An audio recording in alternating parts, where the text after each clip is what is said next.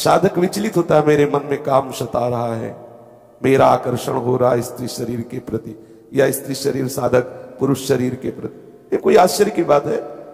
ये तो स्वाभाविक है, इसी में तो फंसा है जीव। आकर्षण क्या है? यही तो फंसा है। बंधन क्या है? यही तो है। ये कोई आश्चर्य की कोई तूफान आ गया क्या? इसको इतना मानसिकता में क्यों लिया जाता है? हाय हाय क्यों?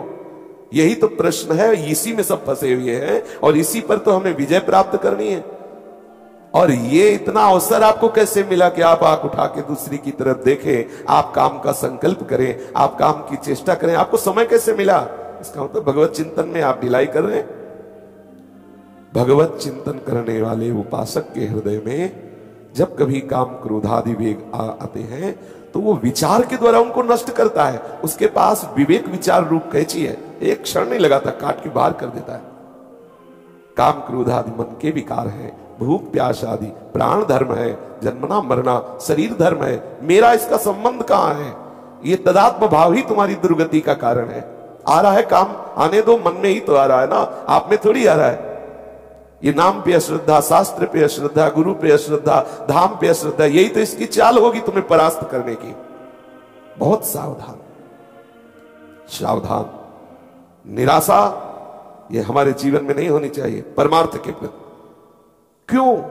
जिस समय आपके हृदय में कोई गंदी चेष्टा करने की भावना, उस समय कहां गया आपका विवेक विचार, भगवत स्मरण कहां गया? क्या करने जा रहा हूं, किससे कर रहा हूं, कौन है जो मुझे प्रेरित कर रहा है? कहां है विवेक आपका? कहां है ज्ञान आपका? कहां है आपका सतमार्ग का वो दृढ़ संकल्प जो भगवत प्राप्ति के लिए, भगवत प्रेम के लिए, भगवत चिंतन के लिए आपने स्वीकार किया है? जैसे जैसे आप कसोगे अपने आप को, सत्संग में सुना है, वैसे वैसे आपको परास्त करने के लिए चाल चलेगा। मन विचलित करेगा।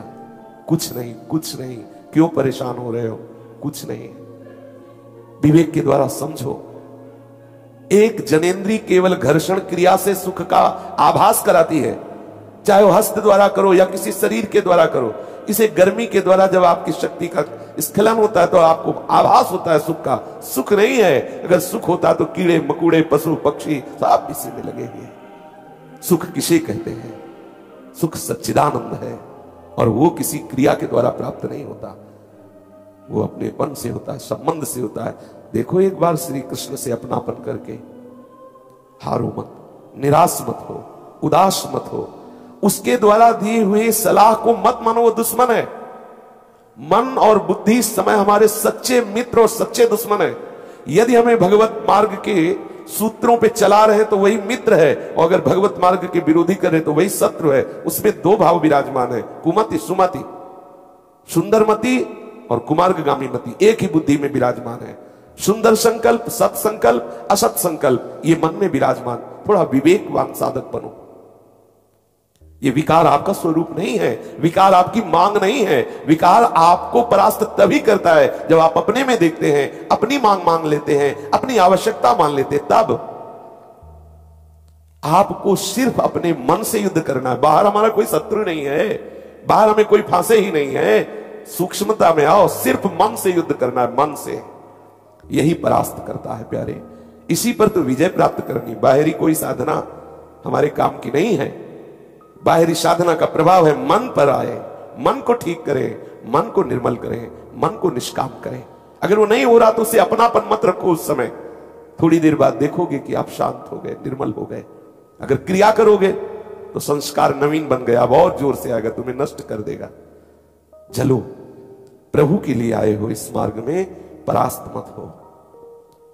यह हमारे हृदय की जो बार बार वृत्ति हमको गिरा रही है, हमको फंसा रही है, हमको विचलित कर रही। कहीं कोई विचलित नहीं कर रहा। कैसे तुम परेशान हो रहे हो? तुम्हें त्रिकाल में कोई विचलित नहीं कर सकता। तुम ऐसे हो, समझो। किसी भी विकार का तुम्हारे ऊपर कभी प्रभाव नहीं हो सकता।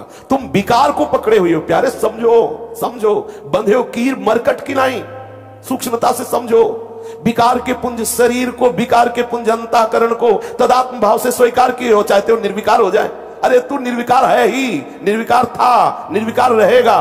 विकार का केवल त्याग करना यही साधना है। विकार जिसमें आ रहे उसमें तदात्म किए हो, इसीलिए परेशान हो।